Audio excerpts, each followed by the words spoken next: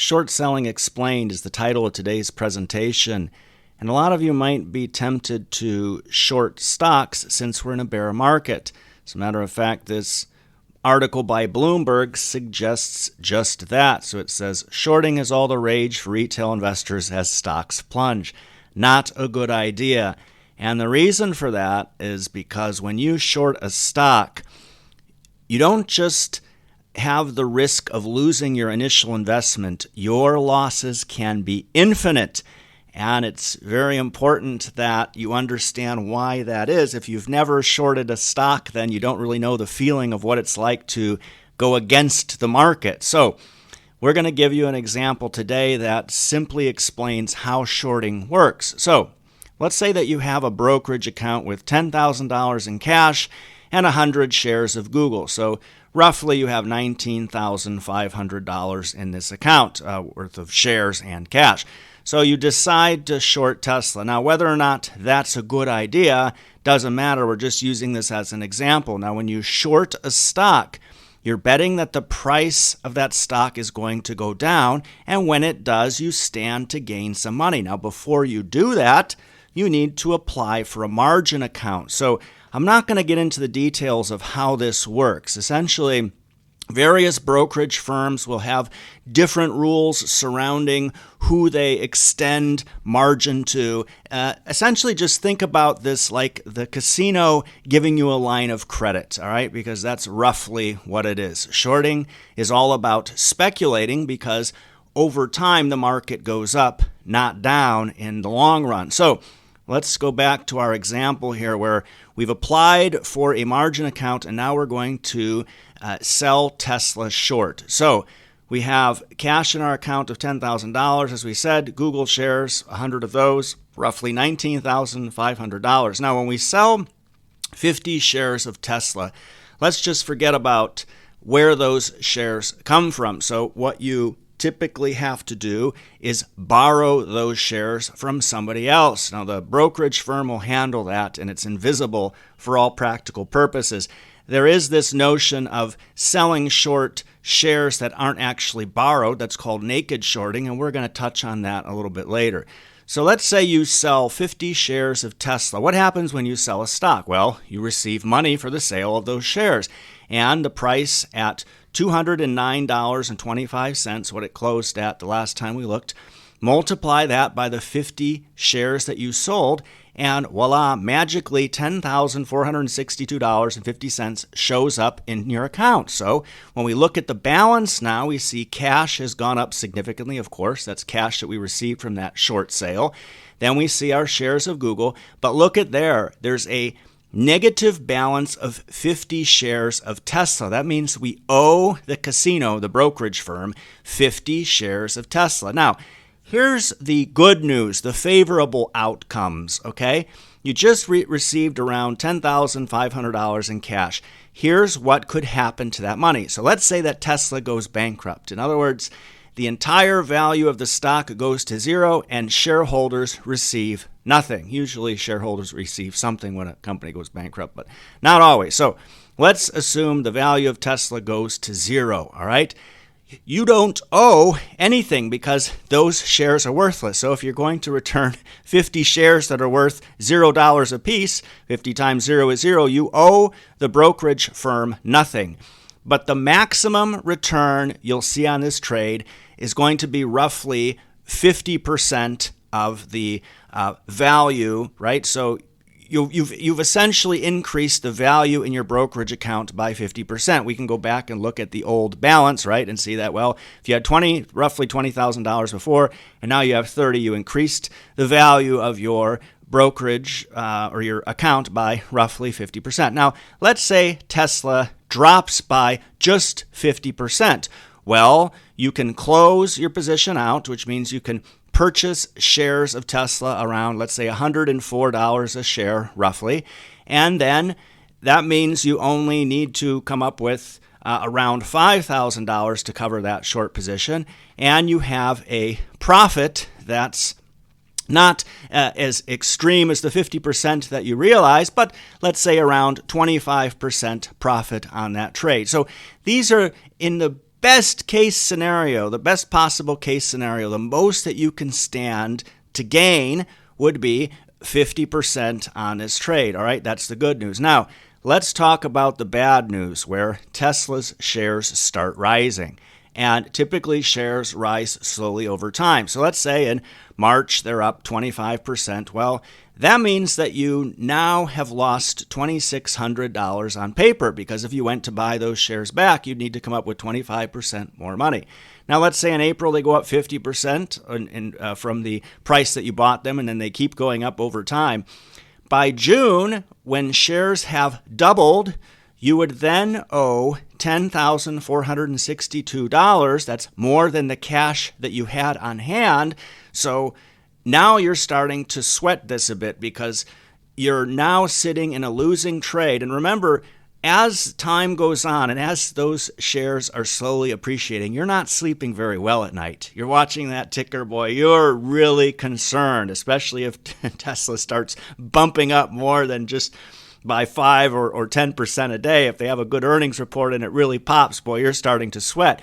Now, let's say that it jumps 200%. Well, where's the cash going to come from that you now need to cover that position? So when the amount that you owe the brokerage firm to recover those shares exceeds your cash, you either need to deposit more cash or sell some of those shares of Google. Now, the brokerage firm isn't just going to let you sit there and incur infinite losses. That's what's called a margin call, so that the brokerage firm will actually step in at a certain point and make you cover those shares. And what they'll do is they'll sell your Google shares, take some of that cash, use it to buy back that position and get their shares back. And they'll do that automatically, and there's nothing that you can do about it. Now, what can also happen is that you have what's called a short squeeze. And this is when a lot of traders are short a stock.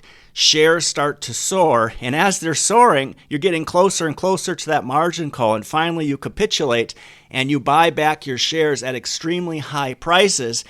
And you're forced to buy those. What happens when you buy shares? It drives the price up even more. That's called a short squeeze. Now, we've used Tesla as an example, but just imagine shorting an irrational meme stock and think about how difficult that is.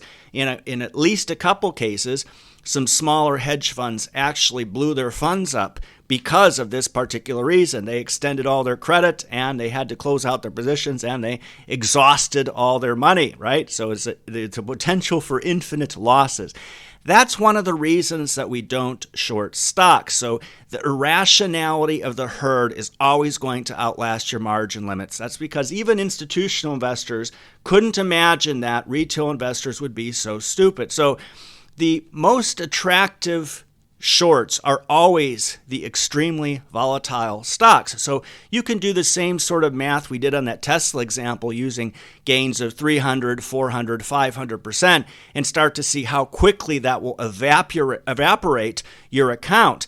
The upside is limited, very limited. The downside isn't. That's not a situation that you want to be in. So someone who shall not be named called shorting a fool's errand, not because necessarily because it puts pressure on shares of his firm. It's because you're going against a market that over the long run always goes up. So you're going against a trend. So when you look at the most successful accounts at Fidelity, well, they found that those were people who had died or forgot they had an account. Shorting wouldn't work so well in those particular cases. So the fact that you're betting against a market that always goes up is potentially problematic. Well, it is problematic. You shouldn't do it. It's completely speculation. So even though there are cases where you know for sure that stocks are crummy, we come across a lot of these.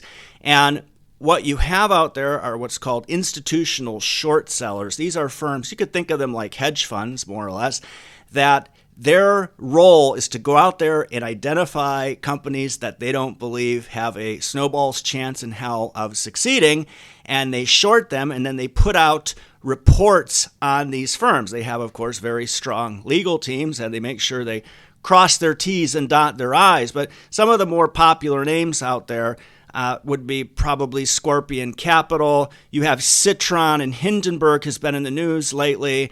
Then you have lesser-known names like Culper Research, and then there's Muddy Waters Capital. There's quite a few short sellers out there, and they've issued reports on a number of firms that we've covered, such as dLocal. This was a short report we analyzed in this article you see here. I'll put a link to it in the description of this video. And we looked at how it wasn't overly compelling. So while the saying, where there's smoke, there's fire, that generally holds true, you need to take short reports with a grain of salt because you know that the firms issuing these are actually short the stock. So a recent example would be the Xometry short report, which actually didn't impact the price of their shares, which is quite interesting. We wrote about that just several days ago.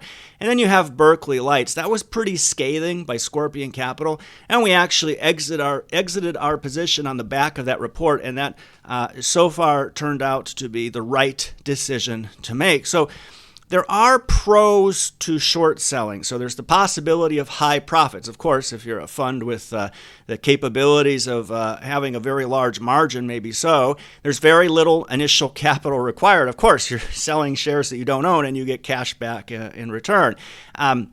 You can leverage, of course, that's implied by the margin, and you can use shorting to hedge against other holdings. So there's some interesting things you can do there, what's called a pair trade. Let's say that you have two firms, Oxford Nanopore and PacBio. They're both doing long-read sequencing. Let's say you believe PacBio is going to be superior and that Oxford Nanopore's technology is just total crap. So what you can do is you can short Oxford Nanopore and long PacBio and actually compound the returns on your thesis as opposed to just going long PacBio. Or let's say you have a tech portfolio, you believe that the market's going to be bearish, you could short the QQQ, and that would give you some protection against the overall downside of the NASDAQ. Not recommended to do that because if you're holding long, then these are just temporary movements, it's temporary volatility. You shouldn't go messing around with opening a margin account and doing all that. The cons far outweigh the pros. As we said, potentially unlimited losses. You need to have that margin account. You've got margin interest, all right? So you're taking a loan there. They charge you interest on that, and then there's short squeezes that can evaporate your account. So that's not a good thing. Now, one of the things that we've seen lately, and in one particular case, we did a video on Mullen Automotive, and right now, the banter over there on Reddit seems to be, and with Mullen and a lot of other meme stocks, we recently did a piece on meme stocks and talked about why you should avoid them like the plague. But what we're seeing are quite a few individuals, whether they're paid promoters or people drinking too much Kool-Aid, that are providing excuses for the downfall of their sacred cows and saying that, well, this is all about the evil hedge funds that are doing naked short selling. And as we said earlier, that's when you're selling short shares that you don't actually have possession of, that you didn't borrow from somebody else. Now, we took these bullet points from the U.S. Securities and Exchange Commission, and you'll see this thesis by the Redditors, well, we need to talk to Gary Gensler, and they need to make this illegal, and all this rubbish. What's typically happening is that insiders or promoters use this misinformation about naked short selling to move the price back up, when oftentimes the reason that the price of these shares is going down is not because of naked short sellers and the evil hedge funds. It's the fact that these companies have a very poor financial situation. Our recent piece on meme stocks looked at how the intrinsic value of these companies doesn't rise just because the share price does, and it will always revert back to the mean. So be very, very wary of people that start blaming the decline of a stock on naked short selling. I can tell you without a shadow of a doubt, the hedge funds will always win, and this notion of, well, we're going to take the hedge funds to court and make them pay back. No, that's not going to happen.